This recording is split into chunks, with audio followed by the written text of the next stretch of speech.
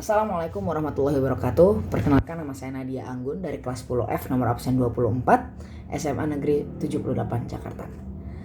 Kali ini saya akan membahas mengenai sebuah puisi bertema ketuhanan, dan tujuan saya membuat video ini adalah untuk memenuhi tugas mata pelajaran bahasa Indonesia yang saya ampu. Oke, jadi puisi yang saya ambil atau yang saya pilih untuk tugas kali ini adalah puisi dari seorang penyair, yaitu Djoko Pinurbo, dan judul puisinya adalah Doa Seorang Pesolek. Nah, pada video ini saya akan membahas makna puisi dan sedikit mengenai pemikiran dari Djoko Pinurbo terkait puisi ini atau puisi-puisi lain bertemakan ketuhanan. Baik.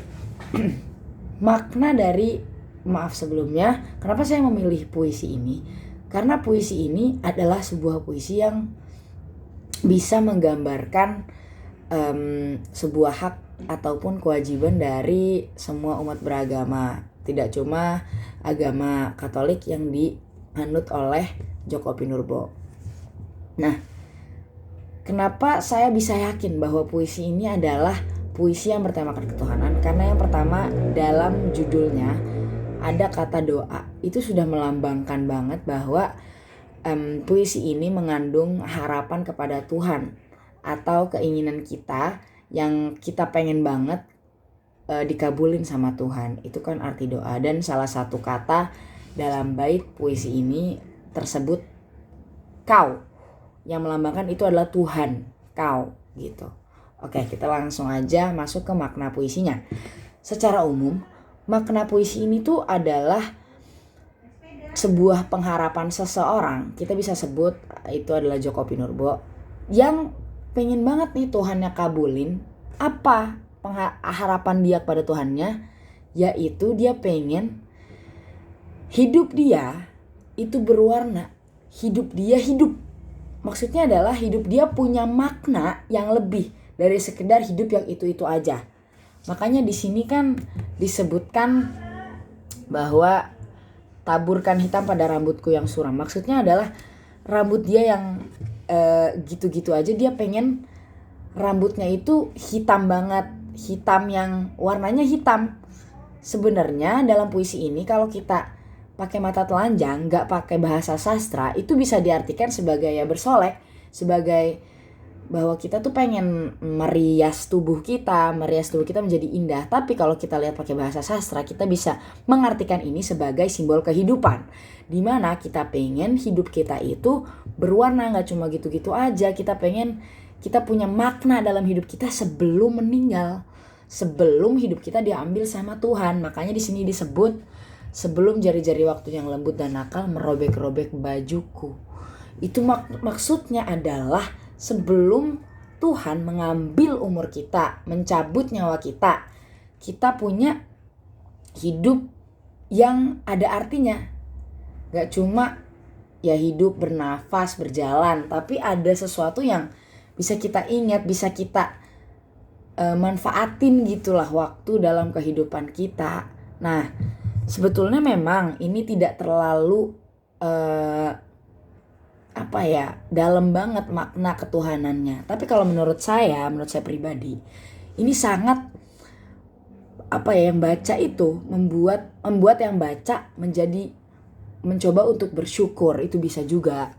Karena kan kita bersyukur bahwa kita punya hidup, kita dikasih kehidupan, kita harus membuat hidup kita ini penuh dengan makna, nggak membuang-buang waktu gitu. Selain itu juga kita bisa memaknai puisi ini sebagai motivasi bahwa hidup itu bukan cuma dijalani oleh manusia yang biasa-biasa aja. Kita ini kan hidup di dunia sebagai pemimpin, sebagai khalifah di bumi. Nah, makanya kita berharap banget sama Tuhan kita pengen hidup kita ini bermakna. Kalau kita gak berharap sama Tuhan, kita mau berharap sama siapa? Kita gak bisa mengandalkan diri kita sendiri. Makanya dia berdoa sama Tuhan dia dalam puisi ini. Karena emang sejatinya kan manusia berdoa sama Tuhannya. Kita gak bisa berharap sama manusia. Kita gak bisa berharap sama tumbuhan, sama hewan. Tapi kita cuma bisa berharap sama satu, yaitu Tuhan. Oke, di samping dari puisi yang bertemakan harapan kepada Tuhan atau keinginan yang ingin dikabulkan oleh Tuhan, kita bahas pemikiran Djoko Pinurbo terhadap manusia-manusia zaman sekarang. Oke, kita biasa menyebut orang yang punya agama, orang yang nganut agama adalah orang yang memeluk agama. Tapi kalau menurut Djoko Pinurbo, orang yang memeluk agama berarti dia punya kemesraan, dia punya kehangatan terhadap agama dia. Dia memaknai semua ibadah dia memaknai semua kehidupan dia untuk Tuhannya. Dia melakukan segala sesuatu untuk Tuhannya. Maka itu disebut memeluk agama. Nah, tapi kalau di zaman sekarang, kebanyakan manusia, kebanyakan yang katanya pemeluk agama itu cuma istilahnya tuh cuma punya agama tuh tertulis aja. Dia ngelakuin ibadah, dia ngelaksanain kewajiban-kewajibannya cuma buat menggugurkan kewajibannya. Gak punya makna tersendiri ibadah yang dia lakuin itu. Padahal seharusnya orang yang memeluk agama, ya dia ngelakuin ibadah dengan ikhlas. Dia pengen dapat istilahnya tuh kehangatan, kemesraan oleh Tuhan dia. Harusnya dia pengen dapat kemesraan dari agama dia gitu. Cuma ya kebanyakan sekarang ya udah ngeringanin aja gitu. Itu yang Djoko Pinurbo pikir. Makanya dia pengen buat puisi yang isinya itu beberapa puisi yang isinya bertemakan religius. Kenapa? Karena dia pikir puisi-puisi dia yang udah terkenal, puisi-puisi dia yang udah dibaca banyak orang itu banyak yang jadi terinspirasi dari puisi dia. Dia pengen banget nih kalau puisi yang dia bikin itu bisa bikin orang sadar bahwa dia tuh butuh religiusnya dia. Maksudnya yang baca ya. Dia tuh butuh kehangatan dia sama Tuhan dia. Dia butuh kehangatan dia, kemesraan dia sama agama dia. Nah, selain itu, Djoko Pinurbo ini juga punya keinginan yang pengen banget dia capai dari dulu. Yaitu dia pengen bikin puisi yang isinya, yang maknanya religius, tapi gak terbaca atau gak terlihat seperti puisi religius. Jadi kayak puisi biasa aja kan. Kalau kita lihat tema puisi atau gaya puisi Djoko Pinurbo ini puisi sehari-hari, puisi narasi, puisi yang dia ambil objek yang kita bisa lihat sebagai objek yang kita butuh atau kita gunakan sehari-hari seperti celana, sarung, ranjang dan lain-lain. Nah, salah satu puisi yang saya suka, tapi saya lebih suka Doa Seorang Pesolek ya, itu adalah puisi Bakso Sedap karya Djoko Pinurbo yang dia buat, dan puisi itu punya makna religius. Tapi ini sama sekali gak ada terlihat puisi ini tuh puisi religius. Bahkan saya pusing banget, saya susah sekali untuk mengambil maknanya, makna religiusnya di mana sih di puisi Bakso Sedap ini. Karena dia mengatakan yang paling sedap dari bakso langgananku bukanlah baksonya atau kuahnya, melainkan suara ting-tingnya dan seterusnya. Dari mana sih, saya mikir dari mana puisi religiusnya? Kenapa saya gak nemu sisi religiusnya? Tapi Djoko Pinurbo ini mengatakan bahwa puisi ini adalah puisi yang punya makna religius. Gak kelihatan kan kata beliau gitu. Saya benar-benar mikir keras karena saya pengen tahu makna religiusnya itu ada di mana. Ternyata makna religiusnya adalah di kata ting ting ting. Kata beliau, kalau nggak ada kata ting ting ting, ting ting itu bunyi mangkok tukang baksonya. Ting ting ting kalau lagi jualan keliling. Kalau nggak ada itu tuh nggak ada makna religiusnya.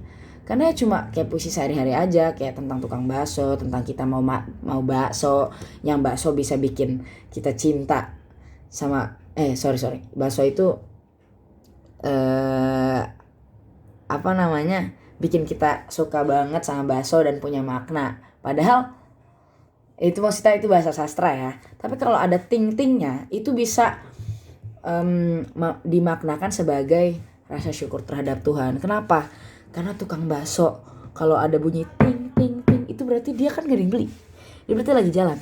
Itu dia bersyukur, tetap mau jualan, tetap ya dengan ikhlas dia bunyi ting ting ting gitu. Terus juga kalau dari saya sendiri, bunyi ting ting ting itu bisa dimaknakan bahwa kita tuh harus ingat sama Tuhan kita. Kenapa? Karena bunyi ting ting ting itu kita selalu ingat kan bahwa ada tukang bakso nih ya kan. Sama kayak Tuhan, kita harus ingat Tuhan selalu. Kita harus ada sesuatu yang bikin kita jatuh cinta sama agama kita, sama Tuhan kita. Saya sih mikirnya ke situ. Saya benar-benar setelah saya tahu bahwa yang bikin ada makna keagamaan atau ketuhanan itu bunyi ting-tingnya, itu saya benar-benar langsung melihatnya secara luas. Memang susah saya jelasinnya, cuma saya langsung wah, ini benar-benar sebuah puisi yang kreatif, inspiratif, dan saya terharu banget. Jujur saya kan mikirnya kemana-mana. Saya mikir oh iya ya, bunyi ting-ting itu sangat bermakna banget tentang ketuhanan, tentang Tuhan tuh selalu ada. Bunyi ting-ting itu melambangkan bahwa walaupun ketika bunyi ting-ting itu udah berhenti, tapi tetap masih ada tukang bakso itu masih jualan. Bakso itu masih ada. Ketika kita lagi nggak sholat, kalau di agama saya Islam, ketika kita lagi nggak sholat, ketika kita lagi nggak ngaji, Tuhan tuh masih ada. Tuhan tuh masih ngeliatin kita. Tuhan masih memerhatikan kita ngelakuin apa aja. Itu yang saya dapat dari bakso sedap, puisi bakso sedap. Tapi saya emang lebih jatuh cinta sama doa seorang pesolek, karena itu melambangkan bahwa kita berharap sama Tuhan. Saya senang banget sama puisi itu, karena saya orang yang suka banget berharap, senang banget berharap. Tapi saya gak senang ketika saya berharap sama manusia. Saya bahagia, saya senang sama diri saya sendiri ketika saya berhasil berharap sama Tuhan, berharap sama Allah, sama Tuhan saya. Maka dari itu, sebagai umat yang beragama, umat yang memeluk agama, jangan lupa berdoa, jangan lupa berharap setiap detik. Apapun itu, ketika kita berjalan, ketika kita melakukan sesuatu, jangan lupa berdoa. Itu saja yang dapat saya sampaikan. Kurang lebihnya saya mohon maaf. Billahi taufiq wal hidayah. Wassalamualaikum warahmatullahi wabarakatuh.